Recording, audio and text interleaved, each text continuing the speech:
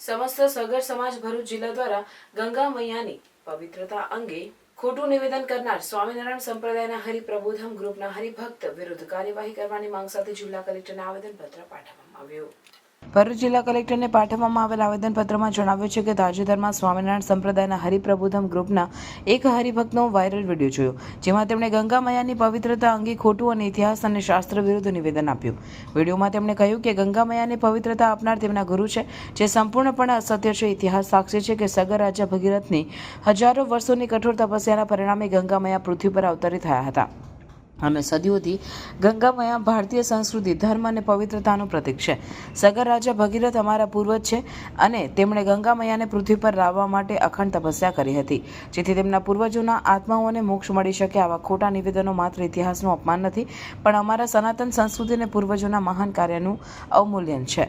આ કારણે સગર સમાજ ભરૂચ તરફથી આ ખોટા નિવેદન આપનાર હરિભક્ત વિરુદ્ધ તાત્કાલિક કાયદેસરની કાર્યવાહી કરવામાં આવે. ગંગા મૈયાની મહિમા અને ઇતિહાસ અંગે સાચી માહિતી જનતા સુધી પહોંચે તે માટે યોગ્ય પગલાં લેવામાં આવે. તેમજ આ હરિભક્તે પોતાના ખોટા શબ્દો માટે જાહેર રીતે સગર સમાજની માફી માંગે તેવી માંગ આવેદનપત્રમાં કરવામાં આવી છે.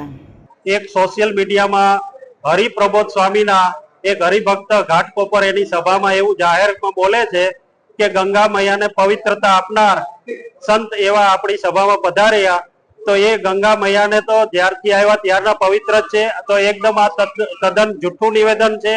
એનો અમારા સગર સમાજ બધી જગ્યાએ વિરોધ કરે અને આવેદન પત્ર આપેલા છે. આજે અમે ભરૂચ પણ આવેદન પત્ર કલેક્ટર સાહેબને આપ્યો અને આ જાણ કરી કે આનો અમારા સમાજને ન્યાય મળે અને આ હરિભક્ત જ્યાં હોય ત્યાંથી બીજો સોશિયલ મીડિયામાં માફી માંગે સગર સમાજની અને એ વિડીયો પાછો વાયરલ કરજે. બસ એ અમારી માગણી છે. બસ અમે કલેક્ટર સાહેબને પણ આ જ આવેદન પત્રમાં લખેલું છે.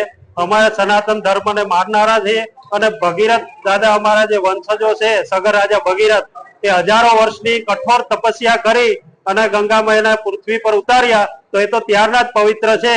તો અમારી માગણીને સરકાર સ્વીકારે અને અમને ન્યાય મળે. બસ દાસારામ બાપાની